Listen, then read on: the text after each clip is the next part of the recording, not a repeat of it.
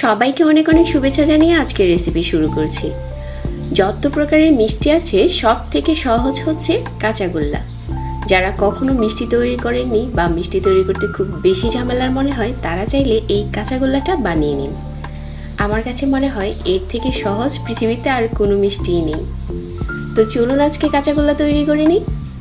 প্রথমে একটা পাত্রে নিয়ে নিচ্ছি এখানে আমি 1 লিটার মিল্ক। তারপর যখন মিল্কটা ফুটতে শুরু করবে ওই পর্যায়ে দিয়ে দিচ্ছি 1 চা চামচ ভিনিগার।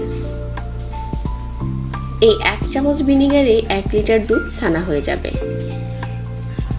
যখন এরকম ছানা হতে শুরু করবে তখন আমরা চুলাটাকে বন্ধ করে দিব আর একটা স্ট্রেনারে ঢেলে ছানাটার পানি ঝরিয়ে নেব। আমি এখানে ছানার পানিটা ঝরিয়ে নিয়েছি।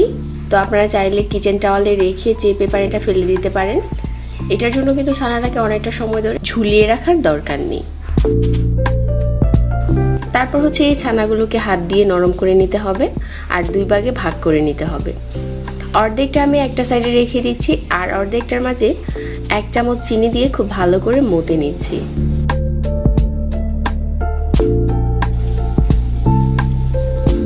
তো যখন এরকম ম্যাশ করা হয়ে যাবে তারপর চলে যাচ্ছি আমরা চুলাতে। চুলায় একটা প্যান বসিয়ে আমি এই ছানাটা নিয়ে নিলাম। তারপর এখানে দিয়ে দিচ্ছি 1/4 কাপের মতো কর্নফ্লেক্স মিল্ক। তারপর ছানাটা খুব সুন্দর করে জাল করে নিতে হবে। একটুখানি সময় নিয়ে জাল করতে হবে। তো বেশ কিছুক্ষণ পর দেখা যাবে ছানাটা এরকম হয়ে গেছে, অনেকটা আঠালো আর ঘন হয়ে গেছে আর এক্সট্রা পানিটাও শুকিয়ে গেছে।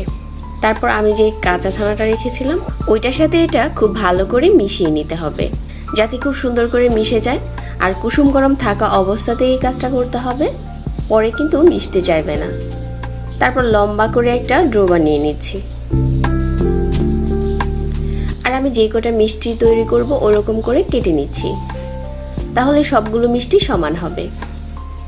তো এখান থেকে একটা ডো নিয়ে হাত দিয়ে খুব সুন্দর করে ঘুরিয়ে মিষ্টির বল বানিয়ে নিচ্ছি। তারপর এখানে নিয়েছি পাউডার মিল্ক। পাউডার মিল্কে গড়িয়ে নিলে আমাদের কাঁচাগোল্লা তৈরি। তো একইভাবে আমি সবগুলো মিষ্টি বানিয়ে নিচ্ছি। খুব অল্প সময়ে আর ঝামেলা ছাড়া এই কাঁচাগোল্লাটা তৈরি করা যায়। এখন শুধু সাজিয়ে পরিবেশন করার পালা। আর 1 লিটার লিকুইড মিল্ক দিয়ে অনেকগুলো মিষ্টি তৈরি হয়ে যায়।